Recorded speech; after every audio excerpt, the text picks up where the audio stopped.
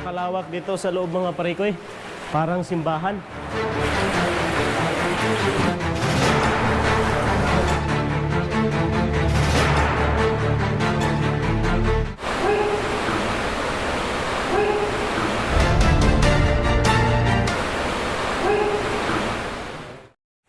Nandito tayo ngayon sa isang syudad na sakop ng Negros Oriental, ang Bayawan City.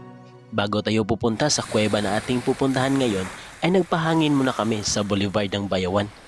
Dahil ang Bayawan City ay may mataas na boulevard. According sa website na ito, na ang boulevard daw ng Bayawan City ay kilala sa pinakamataas na boulevard sa buong Pilipinas. Nasa 6 kilometers daw ang haba nito. At talagang perfect na perfect sa mga taong gustong mag-jogging. Pagkatapos naming magpahangin ay sumakay kami sa motor para makapunta sa kuweba na ating pakay ngayon. Galing Bayawan City ay bumiyahe tayo patungo ng Barangay Malabugas.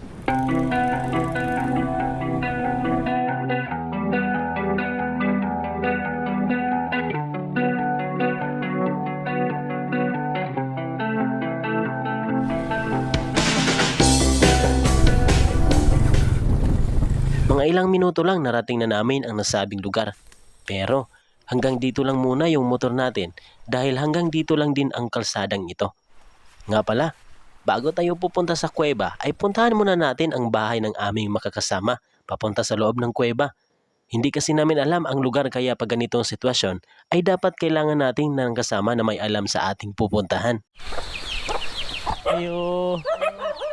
Pagdating namin sa bahay na ito ay niready namin ang aming mga flashlight dahil madilim sa loob ng kuweba. Naglakad kami ng paakyat papunta sa taas.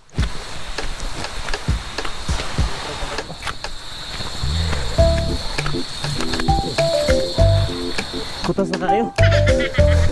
Pagdating namin sa taas ay nakikita namin ang mga maliliit na fish pond o yung tinatawag sa Bisaya na punong barangay. Iba yun. Basta yung lagayan ng isda para alagaan sila. Pero pag walang ulam ay sila naman yung mag-aalaga sa atin sa pamamagitan ng pagkain. Mga ilang hakbang lang nang narating na namin ang kuweba. Habang nasa labas kami ay nakita namin na malaki pala ang kuwebang ito. Hindi katulad sa mga kuweba na napuntahan natin na mga maliliit at napakasikip kung pasukin. Nandito na tayo sa entrance mismo ng kuweba mga parikoy. Ang kuwebang ito ay may tubig pala sa loob, kumbaga ay may sapa ito sa loob ng kuweba. Medyo parang kulay ng tubig baha ang makikita natin ngayon dahil sabi ng aming kasama na kapag umuulan daw sa itaas na lugar ay madali daw itong babaha. Yung video natin last time na doon tayo sa ibang parte ng Bayawan City, ay yung kuweba nasa ilalim ng falls ngayon. Yung kuweba nasa itaas na naman ng falls. Tara, pasukin natin kasi excited na ako kung anong meron sa loob. Ang tubig na dumadaloy sa loob ng kuweba ay papunta pala sa talon o waterfalls na malapit lang din sa kuweba. Habang papasok kami sa kuweba ay nakikita namin ang mga matitigas at iba't ibang formation ng mga bato at malawak pala sa loob ng kuweba. Madilim sa loob. Kapag titingin ka sa itaas ng kuweba ay makikita mo dito ang mga iba't ibang hugis ng mga butas. May mga malaki at may maliit at para bang inukit ito. Ito yung isa yung pinakamalaki kung ano, nandito pa mismo sa gitna. Pagpasok mo dito sa kuweba, ito agad yung makita mo. Pero kasya dito yung isang malaking kalabaw. Makikita mo dito yung tinatawag na stalagmites. Yun nga lang, dahil nangingitim na ang iba sa mga ito. Patuloy kami sa aming pagpasok. At dahil nakapants lang kami ay nabasa talaga yung suot namin. May nakikita rin kami mga hugis na sa itaas na para bang nakasabit lang. Iba't iba yung mga formation dito sa loob ng kuweba mismo. Laki nito mga parikoy, napakatigas. Palalim ng palalim yung tubig.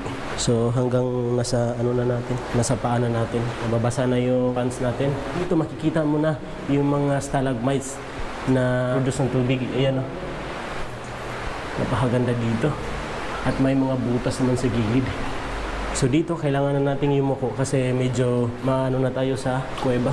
Dito ngayon makikita natin nagpuproduce ng tubig yung iba. Malalim pa rin yung tubig medyo lubog yung tubig.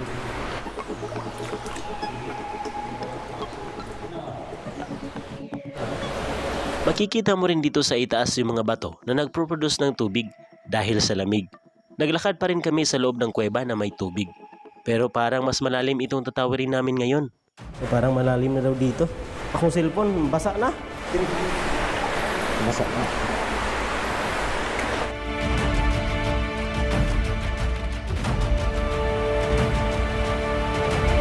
kasama natin nandun na sa unahan. Kailangan nating tatawid dito. Medyo malalim tong tatawirin natin ngayon. Hanggang baywang daw yung lalim ng tubig. Lalom? Lalom gudi ay.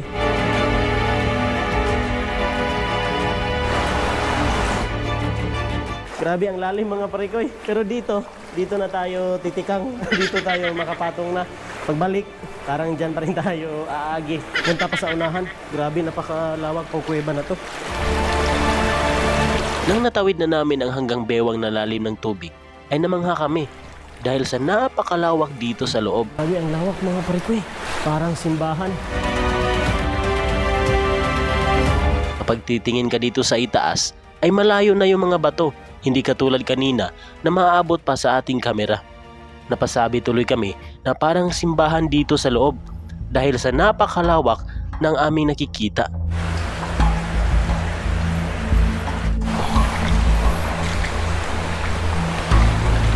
Kunti na lang yung tubig na dumadaloy sa loob ng kuweba. Ang napakaganda dito dahil napakalawak na dito sa loob. Parang simbahan. Tiningnan namin ang itaas gamit ang mataas na liwanag ng flashlight. Mura pag yun na urasan sa taas, no? Pero hindi lang natin hindi lang kasi na maabot ng flash natin. Hanggang dito lang yung ng kuweba. Dito sa loob, kailangan mo talaga magdala ng flashlight kasi grabe ang dilim mga parikoy.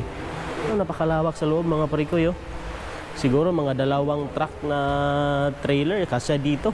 Dun sa taas para may urasan pa nga kami nakita pero hindi na maabot sa natin, hindi na maabot sa flash natin.